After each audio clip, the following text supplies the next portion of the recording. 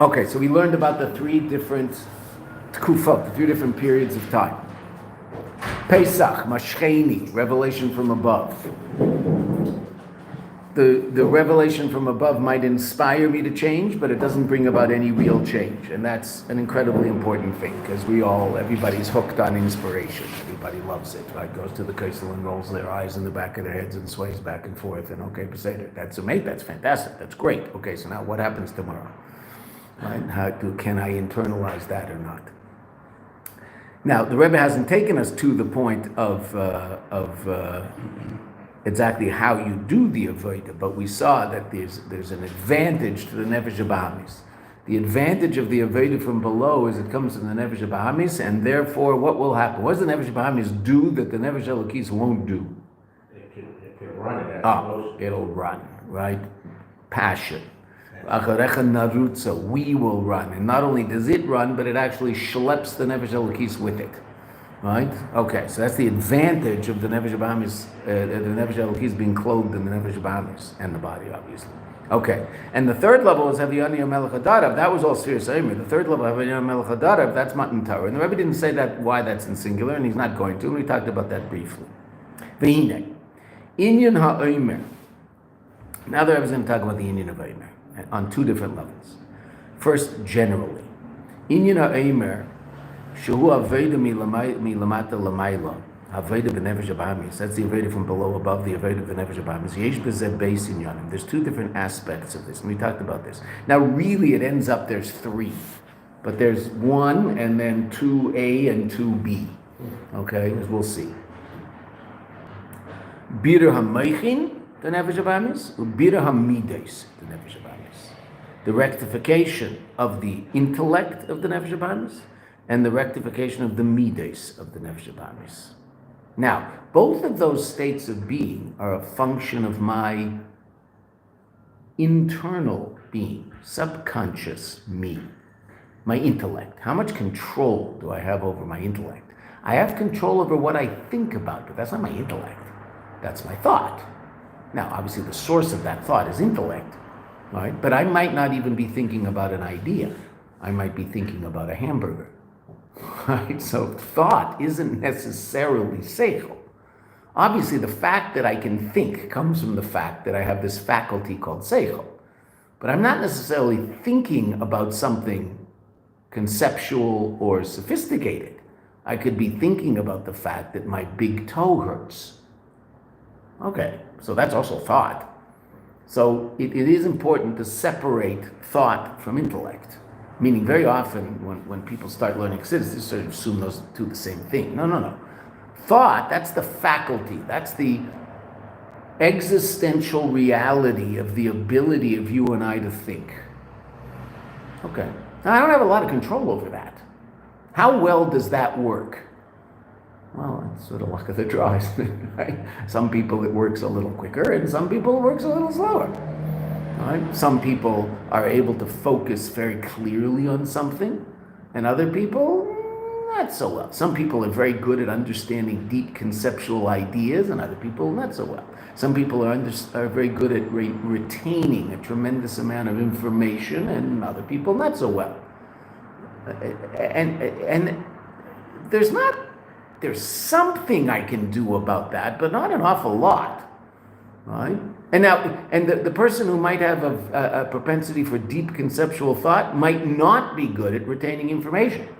Right? Lavdavka is the same guy. The stars are the ones who have all the milas. Right? There's a few guys out there who are extremely conceptual, very good at understanding ideas and remember everything. Okay, so those guys are annoying, right? Because they're just really. Those are the stars. Okay, but most of us are muddling along with a pretty serious appreciation of limitations in our intellectual abilities, one way or the other, right? And not relative to anybody else, just relative to ourselves. There's things that I find easy to do intellectually, and things I find very, very hard to do intellectually. And that has a lot to do with the nature of my seichel. It's the seichel I was born with. The same way some people are born with bodies that are very good at running. you have kids, right? And you have two kids, and one's 6 and one's 4, and the 6-year-old is like, running down the path and he's plodding along looking like anything but an athlete. And the 4-year-old, his brother, right, is running around. He looks mamish like an athlete already. He's already running in a very, very athletic way. It's just the way they are, right? Now the 6-year-old can figure out how to run that way, okay, because running's not that difficult, but it's definitely naturally not inclined that way. Right? Okay. So, seichel is a power of the soul, and it's an integral part of the soul. It's not what the soul does, it's what the soul is. Right? So to me, there's exactly the same with emotional attributes. It's what the soul is. The soul is able to love. The soul is able to fear. The soul is able to hate. Now, hate isn't necessarily negative, right? It has a negative connotation, but it depends what you hate. If you hate evil, that's good. Hate is not negative, just like love is not positive. If you love your neighbor's wife, that destroys the world as much as hating your neighbor. They're both equally destructive. Where's the love expressed? Well, hopefully in those things that love should be expressed for, to, in, whatever preposition I should use in that case, right? And where should love not be expressed? All such things I shouldn't love, right? Certainly shouldn't love murdering people. That's a rather negative expression, right? So I hate the idea of murder. Murder, yes. Not killing necessarily. Murder, yes. I might have to kill someone sometimes. A soldier has to kill someone. It's not murder. Right? Murder is a whole different thing. Right? It was one of Golda Meir's famous lines that I can forgive. Now, I disagree with the first part, but okay. What I think is irrelevant. We're talking about her. I can forgive the Arabs for killing our children. I can't forgive them for making our children kill theirs. There is something to the second half of the statement. You've turned us into people who have to kill people. We'll never forgive you for that. Okay. That's not murder. Right? No way, shape, or form. Okay. So, Yossi Samuel says, good day. Hi, Yossi. We're all very excited that you're here with us. I see a little man with a head and the shoulders, and it says 2 next to it, and it's usually someone that none of us know, and they disappear after about 4 seconds. So here you are. Good day, Rav. Hey, there we go. We've got 2 messages from Yossi now. Okay, stop writing messages, Yossi, because they keep showing up on the screen. He said it the proper Australian way, good day. Good day. He said good day. And now he said laugh out loud, and that's it. You're not allowed any more postings, Yossi. Not true. You write whatever you want. Okay? It's also, it's the middle of the day though. They can do this, right? America can't watch this. Okay. Say it. So there we are. Let's go. So what's Eimer? There's Bira Meichin and Bira Midas. Now, talk about Bira Meichin. What exactly does that mean? Right? How do I do that? How am I mevader my intellect, which is an integral part of my soul? Right? Oh, okay. Let's put it in an easier way of understanding, because I think most of us relate more to work on emotion than work on intellect. How do I change my emotional makeup? That's very, very hard. I can change the way I react to situations. That I can change. That's not my emotion per se. That's how I'm allowing my emotion to express itself in my thought, speech, and action. Okay, but how do I change my emotion? A person who has an inclination to be angry. Gvura, an aspect of emotion. Okay, obviously I can learn how to control it. Okay, and that's not easy, but that's relatively easy.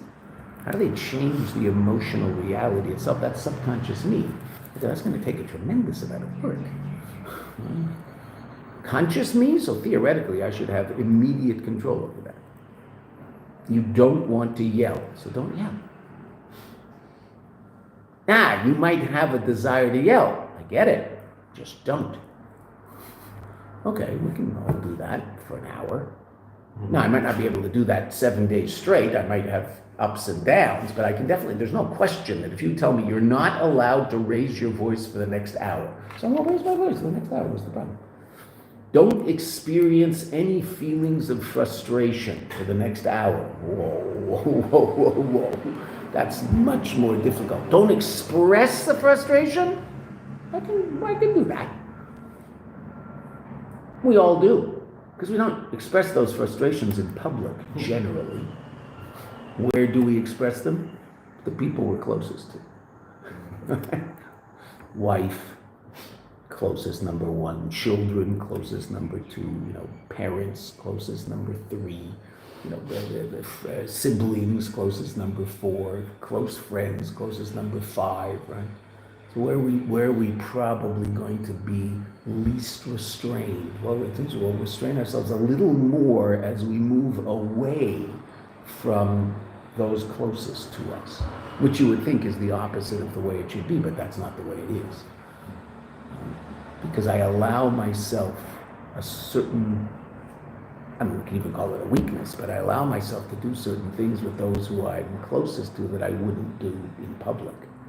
Okay? That's not right. If you would think about it, hold on. Who should I be most careful with in terms of how I speak and how I act? My wife, my children, my parents, my siblings. Those are the most important. Why am I so worried about Albert? Because I think that's going to have that's going to create a greater negative impression of me by them. So I don't want them to know.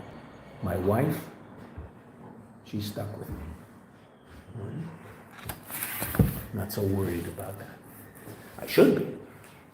Not the impression. I should be worried about how I behave, but it really is interesting how it works, the opposite of what you would ultimately think it should be. Right? We'll say things to our children that we would never say to another person.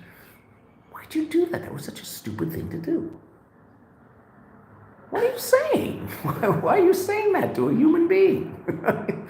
You would never say that to someone you never met. Someone on the bus bumps into you. That was really stupid. What are you doing? You would never say that. The guy says, I'm sorry. Okay, no problem. Forget about it. Okay. Now that also obviously, where's that coming from? That's coming from a deeper, more powerful, real emotional connection. And so I don't have any immediate control over that. I have immediate control over the expression of it, but I don't have immediate control over it itself. It's going to take me quite a while of hard work to change the nature of my meters, to become a person who doesn't get frustrated. I can do that. I can work on that. But that's not happening in a week. Mm-hmm. So there's Bira Meichin, and that's even hard to understand in terms of what am I doing. We'll talk about that. Bira Midas, so that I think it's easier for us to understand that, but we also have to appreciate the fact that I'm not expressing the frustration doesn't mean I'm not experiencing the frustration. That's the midah. The expression of the frustration, that's thought, speech, and action. So that's obviously very important. And that's the easiest part to change. And that's very important to change. And I can't change the inside if I don't change the outside. I can't stop smoking if I don't stop smoking. Not going to change my emotional connection to cigarettes if I don't stop the action of smoking cigarettes. It's impossible. Can't do it. Okay, so I stopped smoking cigarettes. On the level of action, I stopped. That's going to mean and I stopped talking about cigarettes. It's a stupid thing to talk about if you want to stop smoking. Okay. Did I stop thinking about cigarettes? That's harder. Did I stop having an emotional connection to cigarettes? No. I still have an emotional connection to cigarettes, and it's still a battle royal every day not to smoke. For the first week, 2, There's the physical addiction, and then there's the emotional addiction, right? I never smoked, but you talk to any cigarette smoker, they say, what's the hardest time? After a meal. After a meal, they always want to have a cigarette. That's the hardest part when they're quitting. Because they just want to finish the meal, and then evidently it's enjoyable inhaling exhaust from a car. I don't know why, but it's enjoyable if you do it. Okay. So that they always say that's the hardest part. Okay, so then their emotional connection to it. Now, how long does it take them to get rid of that? Oh my goodness, it's years. Might be 5 years down the line, you can say that this person is really mamish not a cigarette smoker. They find it as abhorrent as all the rest of us, and when someone walks by them who just smoked a cigarette, they go, smell like an ashtray just walked by you. It's a horrible smell. Okay, right? How long is it going to take the cigarette smoker? First of all, he has to develop a sense of smell again, because that's gone, and his sense of taste is also gone. Okay, but that's just physical. How long is it going to take to work on the emotional reality? But he can. That's what's really quite astounding, is he can. 49 days? Oh, come on. So, right? So that's what everybody asks about Sphere Summer. How in the world am I supposed to remake my emotional state in 49 days? Give me a break. Oh, so let's see. Now, we're not going to do it. I'm not going to remake my emotional state, but I can bring about changes. Yesh b'zeh beis inyanim. Bira meichin the nefesh b'am is bira midas. So let's talk about meichin. See what the Rebbe says. The beis inyanim eilu heim hakrovas ha'emer u'sfiras ha'emer. That relates to bringing the emer offering, and that, interestingly enough, is done in one day. Usfartem Eimer, which is the midas, that's done in 49 days. The Akravas Eimer, who bitter hameichin the nefesh habamis. The Rebbe is going to explain why. I mean, what's the connection between bringing the meal offering and intellect? It doesn't seem to be any. It's a very neat little package. That if there's 2 parts to the Eimer and there's 2 parts to the Birur, so I'll line up A with A and B with B, okay, but I would like to understand why in the world that works. So the Rebbe will explain. The Kravas Eimer who Birur hameichin the nefesh habamis. The beer, the meichin the nefesh habamis. Okay, that's because that's the Birur. It's all the nefesh habamis. V'lochein, therefore. Hine, minchas ha'emer hu ba min hadagan. It comes from grain. Why grain? Because grain is, so to speak, brain food. And we'll see, this is brought in other places in Chassidus, not just here. The dagan, grain hu inyan ha'meichin. What do Chazal say? You see the footnote? It's in the Gemara in Brachos.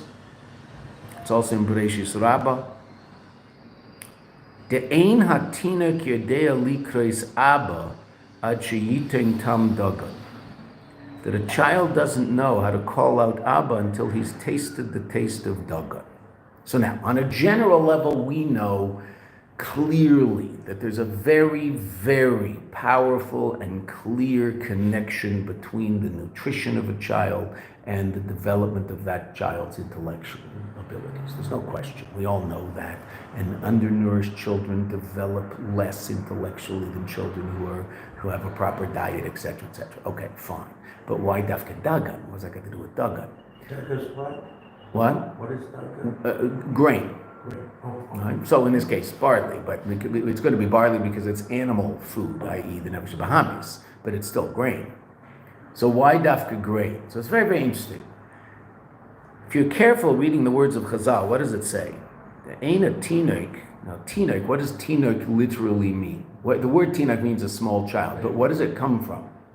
What's the root of that word? It's a verb. Yonek. What's a yonek? Nurse, a nursing child. That's a tinok is someone who nurses. Oh, so now, a child will only nurse at the beginning, generally, right? But then at a certain point, the child will continue nursing, but he will also start eating solid food. What's the first solid food he usually eats? Mashed up bananas, mashed up apples, and pablum, right? Dagan, right? Oh, what happens then intellectually to the child? That's really interesting. What does it say he's able to do? He's able to call out Abba. It does not say Ima. Why? He has an existential connection to Ima already. She's nursing him. He's been part of her. He doesn't need a connection to Ima. He has a connection to Ima. Who wouldn't he know, theoretically? Abba. Who's Abba? Who is this guy? Right? When does he start having an appreciation of the fact that there's someone else out there who he actually has a connection to? At the same time, he starts eating solid food.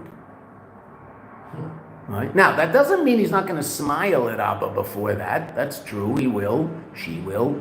Okay? But in all fairness, he can learn how to smile to anybody who he's familiar with. Right? Some kids are snobs and they won't go to their grandparents until they're like, a year and a half old. And some kids are very, very friendly. Okay. We have a real snob right now. She's adorable, but she's such a little snob. She will not go to her grandparents. She goes to her aunts, which is really annoying. She doesn't go to uncles. Interesting. It's similar to this. Women, it's a much easier time going to other women. Right? Uncles pick her up, starts to cry. I touch her. Does that thing, and I take her back. From a distance, we played the other day. We made it. They were over for Pesach. I made great progress. We played on the floor together for about an hour, building blocks and knocking them down, and she was laughing. Pick her up? No way, not yet. Okay. Others? No problem. It's a personality. Right? That's her seichel and her midas. So. But likros Abba, to be aware of an intense connection to someone other than Ima, that takes a certain time. That's part of the child's intellectual development, and that corresponds with the child's eating of dagan, which is really fascinating. So it's mamish, literally what, there was always that funny saying, brain food. No, but it's really brain food. That's what it is. Mm-hmm. Chazal say it. So that relates to the fact that dagan is connected to intellectual development, which we certainly understand. But it is interesting that Chazal say Abba, not Ima. Ima, the child has an essential connection to, and has no problem with Ima. The Av Shebachlolus, that even though in general, Hine Mincha Sa'emer, the Omer offering Bami Michael Behemo, it comes from animal food, and we don't generally connect animals to intellect. Liyos she'inyana Omer who have avodah b'nefesh b'hamis, since the whole aspect of Omer, the whole reality of Omer is the avodah of the nefesh b'hamis, getting conscious me to be connected to Elokus and want Elokus and desire Elokus and act in the context of that reality. Amnam, however, bezeh gufa hiba mina dagan dafke. It comes from dagan, right? Meaning it's animal food, but it's the dagan of animal food. Meaning, what's that? Hainu hameichin the nefesh b'hamis, the intellect of the nefesh b'hamis. Sheba nefesh b'hamis, in the nefesh b'hamis, hine gam hameichin kshurim v'shayachim el hamides. Also the meyach, also the intellect, is connected to the midas. Let's read one more line, we'll go back to that. To the period in the line down. The lochem, therefore, he ba mi meichel behema dafka. Therefore, it's coming from animal food. It's food that's shaykh to intellect, but it's animal food that's shaykh to intellect. Therefore, it's shaykh to the intellect of the nefesh bahamis, which is very powerfully connected to midas. And that's a krovas ha'emer, hainu bira meichin the nefesh b'hamis. The rectification of the meichin of the nefesh b'hamis. Okay. So,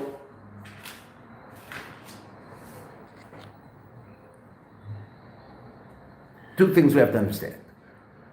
Why the Rebbe emphasized the connection of the meichin to the midas. Now, simply we'll say, well, there has to be a connection of the meichin to the midas, because if I'm going to bring about the first thing I do is bring about a birur of the meichin. Obviously, that's going to have certain repercussions relative to my midas. Now, we do certainly know, and this is what Chabad is all about, What was the Alter Rebbe talk about in Tanya? How is it that you bring about a change in your midas? By first coming to an intellectual understanding of what's real, what's true, what's proper, and that will affect your emotional state, right? If I come to the conclusion that thinking that my car is the most important thing in the world is silly and nonsensical, so then I'll probably overcome that emotional connection I have to my car.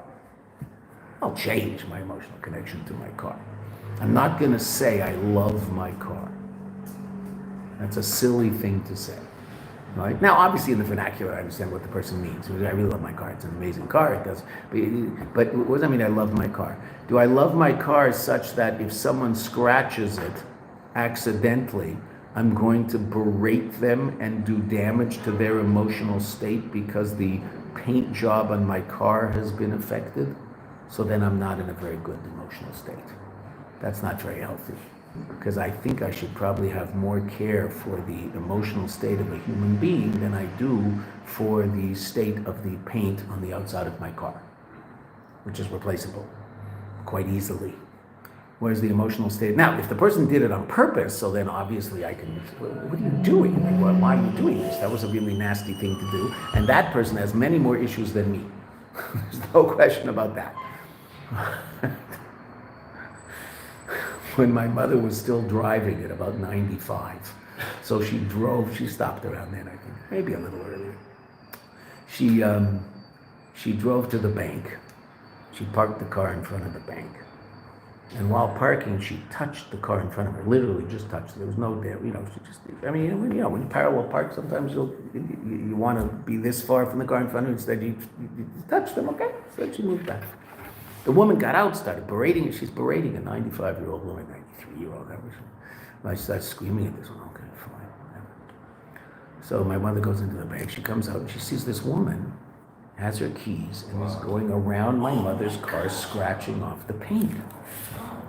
So now my mother's 95. What's she gonna do? Right? She's gonna run after the lady. Was she going to walk her then? She was probably, yes, in what she calls her chariot. She was probably walking with her walker even by then. I don't remember, but she was driving. She was okay. She said, at a certain point, she said, I don't want to drive anymore. She stopped going on main streets for about a year. So my brother tried to get out of the car 5 years before that, but unsuccessful. But at a certain point, she decided, that's it. So some other lady called the cops, and the cops came. And wanted to arrest this lady, and my mother said, no, forget it. She's obviously not well, and don't arrest her. What are you gonna, she's just cracked. So that person is obviously in terrible emotional turmoil to do such a thing. Okay, so if that happens to you, I would imagine you'd probably say, you wouldn't say, oh, gee, why are you doing that to my car? You'd probably, what are you doing? What are you, crazy? Stop doing that to my car. Okay, that's a reasonable reaction to that. And it's not your emotions that are right now showing themselves to be unclear because you worry more about your car than that person's emotional state. That person is clearly doing something that's off the wall, right? Okay. But in a normal situation where they make a mistake, what am I going to be more careful about? The emotional state of the person who made the mistake, or the physical object of mine that the mistake was made with? Hopefully I'll be more careful about the emotional state of that person. Right, and I'll forgive them and say, we all make mistakes. That's a pain. Okay, it is a pain. It's a pain in the neck. You have to fix it, whatever it is. Okay, but if you're in love with your car, so then you might actually berate the person, which is not healthy. Okay, so obviously I have to know what to love, etc. How do I do that? Well, obviously I contemplate reality and come to certain intellectual decisions as to what's proper and what's improper. Right? That's why children's emotions are much more powerful than adults' emotions. Children emote very, very powerfully, right? If they're happy, they're just jumping off the walls. And if they're sad, they're on the floor crying, right? Okay. Why?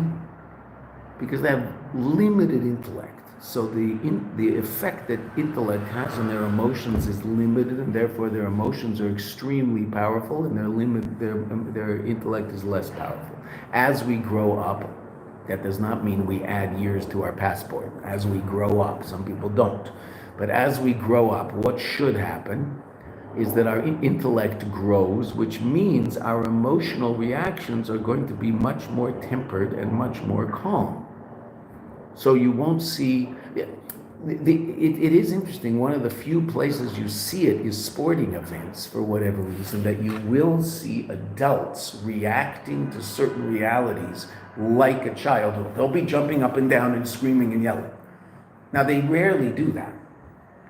If you're looking at the newspaper and you just notice that your stock went up, 12%, and you just made a really nice, you don't start jumping up and down, oh, I'm so excited. You don't do that.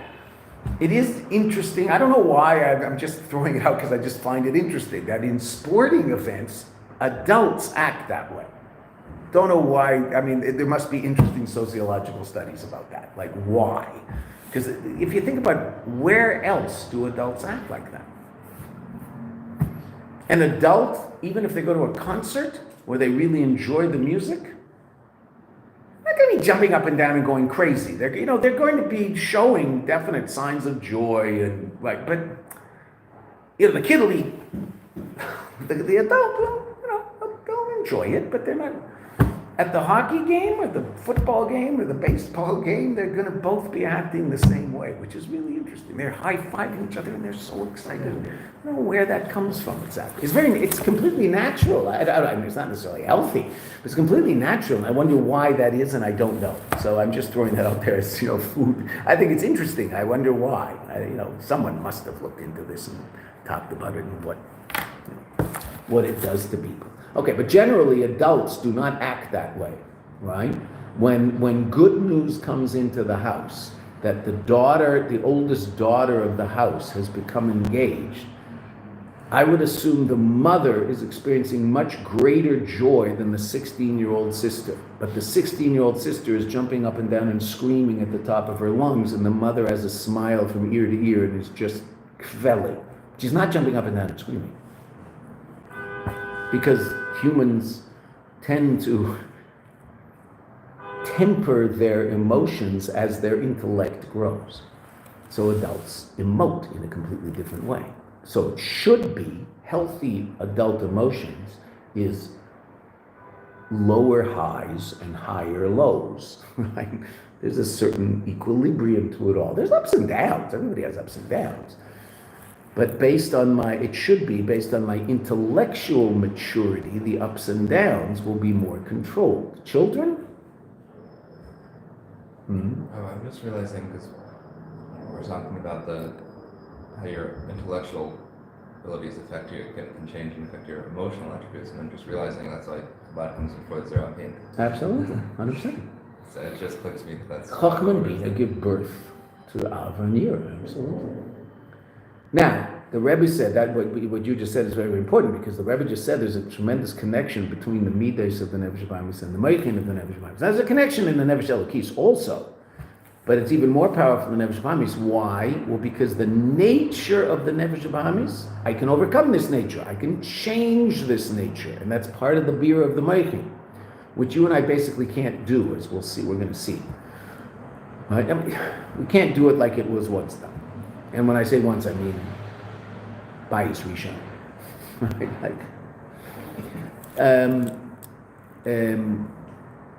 The nature of the Nefesh Habahamis is that the intellect will be used to rationalize the emotional connections of the Nefesh Habahamis.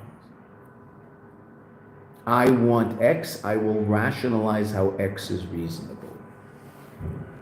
The Nefesh Elokis doesn't work that way.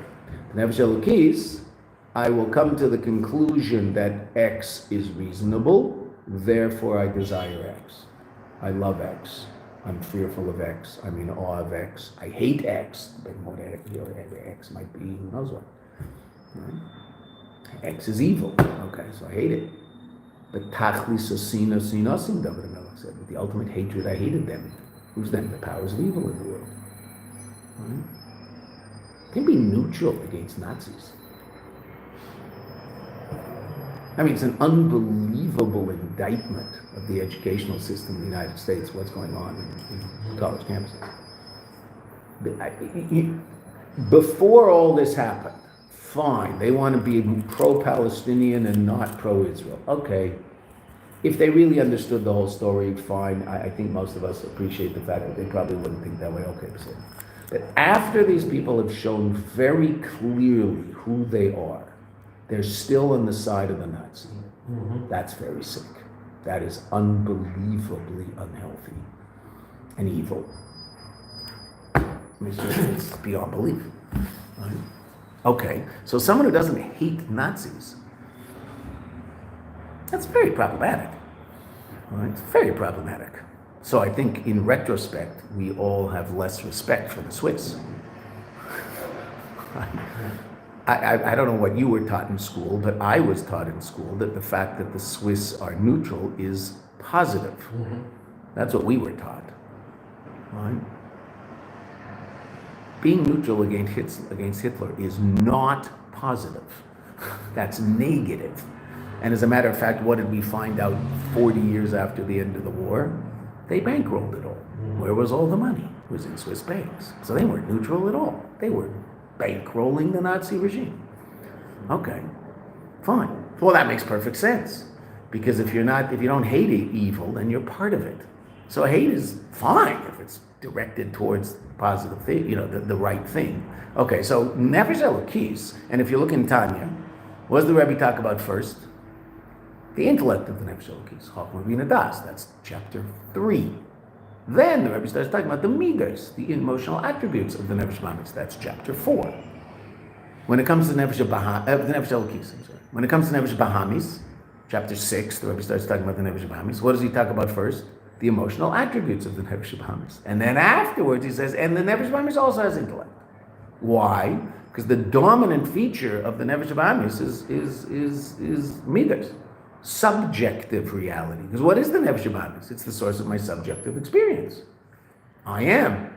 Not necessarily in a bad way, we've talked about that, but it can be in a bad way. It's the source of all the bad stuff, that's for sure. But it doesn't have to be that. Right? But naturally it will. Right? Without any serious work, the average Nefesh Bahamis is going to be completely and totally self-focused.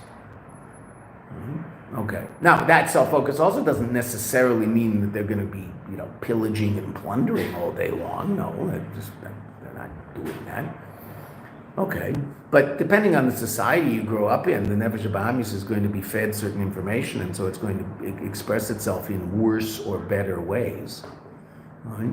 We always had this, basic understanding that growing up in the West tends to produce, fairly non-violent, healthy, fairly, relatively healthy, non-violent people. Okay. It doesn't seem to be the case anymore, but who knows? It's unclear. Right? The jury's still out. Okay, but I don't in most neighborhoods in the United States, people weren't afraid to walk around it. There are some neighborhoods where they are afraid to walk around it, and that has a lot to do with the general, and I'll call it educational, even though it's obviously anti-educational, the education that the kid gets growing up in that neighborhood. He grows up in a violent place, so there's a good chance he'll be violent. Right? I don't know what's his fault. Right? I wouldn't blame him. I don't think he's a victim. Right? But I wouldn't blame him. He might be a victim, but I think it's self-inflicted. I hate to be so politically incorrect, but I really do think at some point Black America is going to have to get it together and start making serious decisions about who they are, what they are, and how they bring up their children.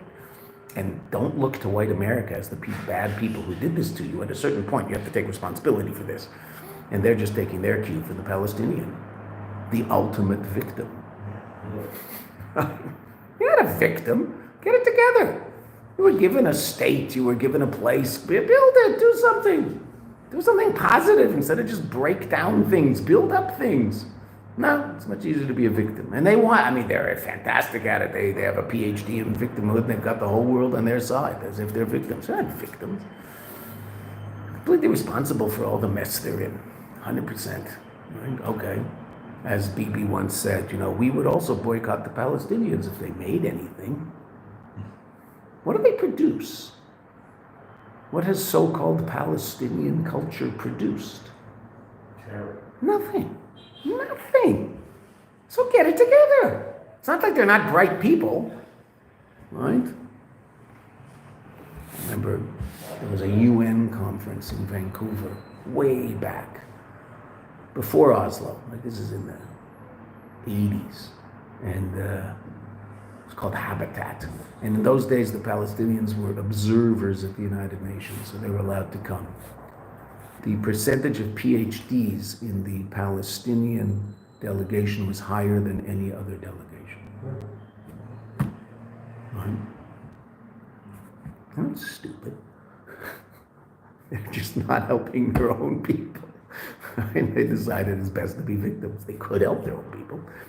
Anybody who's gone to a hospital or to a clinic in this country realizes that the majority of the doctors are now Arabs. So now these Arabs would be called so-called Palestinians. They're not, because there's no such thing, but that's what they'd be called in the world. Right? Okay. So they're obviously not stupid. They can get it together if they want. It's just in their interest not to. But they're all suffering. I don't get it. Okay. So there's certain communities like that. But I think generally in the West, what was the basic idea is there's a certain education that your average child gets that means they're probably not going to grow up a murderer. Okay, you can count on that. That's pretty good. So it starts with an intellectual understanding. But there has to be an education for that, because if there's not an education for that, then they might grow up a murderer, because that's the nature of the Nefesh Bahamis. So in a vacuum, it'll be negative. There has to be positive input, as opposed to just hoping that everything will turn out. No, there has to be positive input. So now, Biur HaMeichin isn't just what I think about, because that's Machshava. Biur HaMeichin is getting intellect to appreciate Elokus and to realize that that's what it should be involved in. And that's very hard for us. That doesn't mean I can't sit myself in front of a book, but we'll see. That part of reality that you and I are most in control over is Machshava, Dibur, and Maisim. That's Tanya, Beinoni, and that's where most of our focus is, especially also in terms of Sfir Sama. And we'll see what the Rebbe says. Okay? So Biur HaMeichin. After bringing the Hakravas Ha'emer, this is when everything's working perfectly. So first there'll be Biur HaMeichin, and then what? Then I bring the Yomer. What's that? That's going to be Sfiras Ha'emer, Huinyan Sfiras Ha'emer, Hainu, Habidur B'amides the Nefesh Bahamis. Right? And we know that. And that we know because we count every day. And last night, what did we say? Gvura Shepetiferes. Okay, the aspect of Gvura, one of the 7 Midas, in the general aspect of Tiferes, which is another Midah. So now, what does that mean? That's what the Rebbe is going to explain to us. So we're not going to talk about it, because we'll see what the Rebbe says about it. He's not going to talk about Gvura. He's going to talk about Ava. He's going to talk about Ava of the Nefesh Elokis and Ava of the Nefesh Bahamis. And what does Chesed Shebechesed mean? What does Gvura Shebechesed mean? What does Tiferes Shebechesed mean? On 2 different levels. Nefesh Elokis and Nefesh Bahamis. But the whole Indian of Sfiras Ha'emer is the biur of the midas of the Nefesh Bahamis. The mitzvah lemimnei yemi, mitzvah lemimnei shvuyi. There's a mitzvah to count days. We'll see what that means. U'mitzvah lemimnei shvuyi, and we'll see what that means. The Inyan hakravas ha'emer, the idea of the korban of the emer, biur hameichin, hashayachim, that are relevant elamidas to the midas. That's the meichin of the Nefesh Bahamis. Haya b'tes zayin b'nisan. That was on the 16th of Nisan, b'yom echad, on one day. Aval inyan sfiras ha'emer, but the idea of sfiras ha'emer, shu biur ha'midas atzmam, that's the rectification of the midas themselves. Hine zeh eina maspik sheyeh biur ha'midas b'chlolus. It's not enough that there should be a general biur of midas. That would mean it would theoretically be a 7-day process. First day I'd work on chesed, the second day I'd work on gvura, the third day I'd work on tiferes, etc. No. Because that would be the klal. there's more prat, there's more detail. In each of the 7, there's also 7. So there's chesed shebechesed, and gvura shebechesed, and tiferet shebechesed. Hine, ze ina maspik shia bira amidas bechlolus, ki'im, rather, habira bepratius, particularly. No, I'm sorry, actually, the bira bechlolus would just be a general emotional state, positive emotional state. Not even chesed gvura, just bechlal. Emotional equilibrium. Okay, fine, that's much too clowly. No, there has to be prat. I have to work on it piece by piece. So the first level of piece by piece is each of the 7 attributes of the midos. Okay, so that's going to be chesed, gvura, tiferes. Right, that's the first level of prat. Ki'im abir b'pratius, hainu, shi'eh habir b'chol mido mida, that the bir, this rectification, should be in each emotional quality bifnei atzmai, itself. V'oid yoser, and even furthermore, shabir, this rectification, is pirte pratius, in the details of the details, and that's each mida has 7. So the Rebbe said there were 3 levels. There's the cloud. What's that? General emotional health.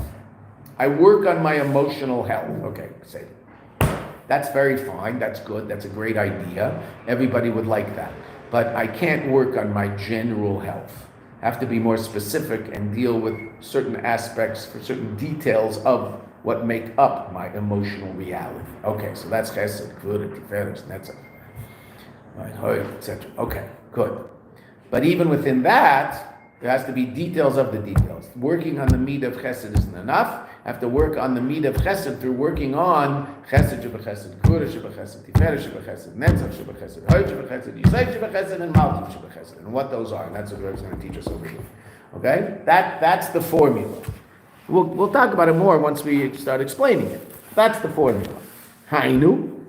What does that mean? The details of the details. Hainu kol mido mido kameshi klula mizayin. Each midah as it incorporates all 7 midas. And we'll have to see what that means. And how is that different than the midah itself? We'll see. We could guess now. There's no reason to guess. The Rebbe is going to explain. Because if you look at the beginning of the next paragraph, ubir inyan his kalus midas. The explanation of this notion of the incorporation of each midah in the others. Okay, so we'll see. Then, if I work on the details, hu hachana lamatan Torah, that's the proper preparation for matan Torah. Heviani melech hadarav. Right? The king will bring me into his chambers. Okay, the mashal often used is building a building. When you're building a building, what do you focus on? I want a nice building. Okay, good, great. So go build me a nice building. Where do I start? Oh, okay. Start with some details. I want 4 stories in the building. Oh, okay, good, fine. So I still don't know exactly what I'm doing. Oh, no. And this is how I want the first story to look. And this is how I want the second story to look. And this is how I want the third story to look. And this is how I want the 4th story to look. Once I'm into the details of the details, so then I can build a building. Generally, I want to build a building. Here, look, I have a beautiful piece of land. Here's $1 million. Go build me a building. What? How do I build a building? What am I supposed to do? What do you want in the building? What's the building for? Right? Well, people have to eat. So I need a dining room. Good. What else? I need a kitchen. Good. I need stuff in the kitchen. Good. I need a place where the people who bring me the food that I cook in the kitchen can pull up and deliver the stuff. So I'm wondering about this place. I was thinking about that the other day. Where are they going to do that around here? I don't know. Okay, fine. At some point that'll work itself out, right? No, we're going to stop in the middle of Street. I mean, they're already, I assume, delivering something. I don't know. Interesting. I'm not sure. There are those 2 places on the side of the building, but that's a detail of the detail, right? The detail is I need a place. First detail is I need a place to deliver. Okay. How big? Where? What does it have to be connected to? Those are all the details of the details. And you can't build a building without the details of the details, right? I mean, what was that? I don't know who said it. It's all in the details. I don't know. It was a famous line. I don't know who said it. but that's what it is, right?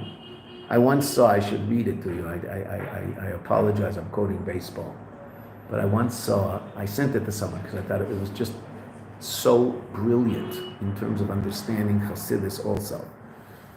It was a catcher who was the only person on the baseball field who actually has to think. He's the one orchestrating everything. You know, which pitch, where's it going, up, down, low, fast, slow. Right? He's the one doing all the thinking. Okay. And which, interestingly enough, just for the baseball, you ever watch baseball? You ever interested in baseball? Okay, so okay, but it's not like baseball was ever part of your life. Okay, so Doc, there's people out there. Baseball isn't part of their life. They only get 3 million people a year to go to Yankees games. That means there's another 7 who don't go, right? So, this is a catcher. The highest percentage of managers are former catchers because they're the ones who had to think. The guy in the outfield, what does he have to do? They tell him to move over, so he moves over. And then they hit a ball in his way, and the guy's fast, and he runs and he catches the ball. And I think we're amazed at his athletic ability, but I'm not amazed at his intellectual ability because, I mean, he just knows that they told him move over there. Now, there is a lot going on, but no, the guy who's really doing it all is the catcher. So I don't remember all the details, which I should, because that was all about details. But he said something so interesting. This was a catcher who was a catcher for 15 years and won a lot. He said, you have to break it down to pieces. You have to break it down to pitch by pitch. And you never waste a pitch. Meaning sometimes you do have what's called a wasted pitch, but it's not really wasted. There's a reason why you're wasting this pitch, right? Okay. You never waste a pitch. And you do it piece by piece, pitch by pitch, batter by batter, inning by inning. And then at the end, when you look up, there's a good chance you've won. Which is really interesting, because that's what life is all about, ultimately. This moment in time, how am I using it? Am I using it well, or am I not using it so well? Now, there will be moments where I make mistakes. Okay, how do I respond to this mistake in the next moment? Am I responding well, or am I responding in a destructive way to that mistake? So I'm compounding the mistake by virtue of my response to the mistake. Right? Whereas the mistake can ultimately be used for something positive by allowing me to express a certain aspect of me which has grown and matured over the years so that I can respond to the mistake in a healthier and more productive way. Oh, you're fat, right? I remember once listening to Fabrengen. This was in the early days of GPS, and one of the person Fabrengen had gotten into a cab, and he had never seen GPS before. He didn't have. Did he have a car? I mean, he probably has a car, but he didn't have. How many people had GPS in their car in the early days? Right? The cab had GPS, and he's watching it. And the cab, and he's watching, and it says, go straight, turn right. So the cabbie made a mistake, and he turned left. So now he was really interested in what's going to be. Now what happens to this thing? He just made a mistake. So now what? Oh, so it says recalculating or whatever it says, recalculating. So he should have gone right. So what does it tell him to do? Make a left, and a left, and a left, and a right. So he's watching this. He goes, wow, this is unbelievable. This is true. Right? What could have it said? It could have said, you idiot! I said turn right and you turned left. You're just so stupid. What's wrong with you? It just immediately said, okay, we know where we want to go. How do we get there from here? I was here, so it was pretty close to go over there. But now I'm not here. Now I'm over here. So what's the next step? Now, interesting enough, where is that step? This is God over here in real life, okay? So I was supposed to take a right turn to go to God. I took a left turn. Bad idea. Okay. So now what? Where's God? Left, left, left. That's all towards God. Every single one of those moves is towards God. I thought I distanced myself from God. Well, on a certain level I did, there's no question. But I also created a new aspect of my relationship with God, which is the next left turn. That wasn't part of the plan, so to speak. I mean, I thought. What God thought, I have no clue. Right? Okay, but I thought that wasn't part of the plan, that really I should have just turned right and then I'd be done. Okay, no, but that's not what's happening. What's happening is I now have to make a left and a left and a left. And where am I going with all those lefts? To exactly the same place that I would have gotten to if I'd taken the right, even before I get back to the place where I can take the right turn. I'm still going in the right direction now. Oh, so that mistake produced 3 new mitzvahs, so to speak. Oh, cool. How did I relate to the mistake? In a healthy way, like the GPS. That was his. The first time he ever saw GPS, that's what he was thinking about. He's a special guy, and he forbanged about it. He's right. He's right. There's no question. Now, let's find a place to stop, and we'll stop because again, it's Rosh Chodesh, long davening. The Abir B'chlalus, general rectification. I'm going to make myself a better person. Hu Aveda B'derech Makif. It's Makif, it's residual. Reino Negei L'Feil. It doesn't affect action. It's too ethereal. I'm going to be better. I'm going to use my time more wisely. Okay. That's a good decision. But once I make that decision, now what do I have to do? Get down to the nitty-gritty and figure out how am I going to do that? When am I going to do that? What usage of time am I talking about? And in which situations am I talking about this particular usage of time? And it's going to be different when I'm at work and different than when I'm in my house, different when I'm walking in the street. About Ikar Aveda. There's a period. Where is there a period? Oh, no. There's no periods here. No periods for a long, no, it's just, my goodness gracious, there's commas galore. If you like commas, this is a good page. So we're not going to find a period. We're just going to read until there's a good place to stop, which is the next line. About Ikar Aveda, we'll just see the beginning of it, we'll talk about it on Sunday, B'ez Shem. Ikar Aveda hu Aveda la'at la'at, slowly, b'koyach atzmei dafka, with his own powers. Hainu, bitter hamides, bepirtei protios dafka.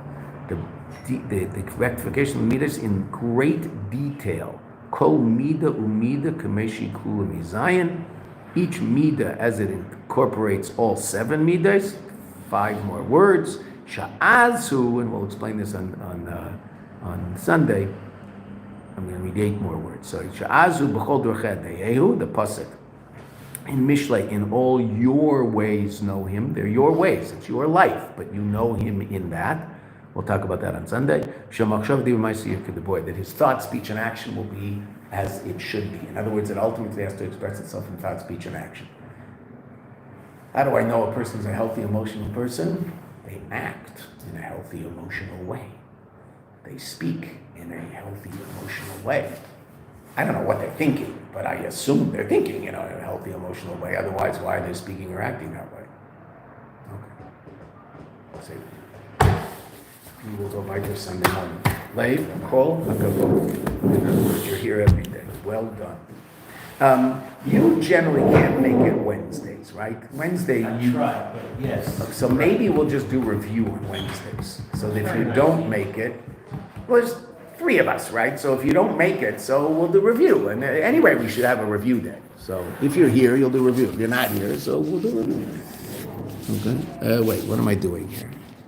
Orientation, locked. Wait, where's the X? There it is. Okay.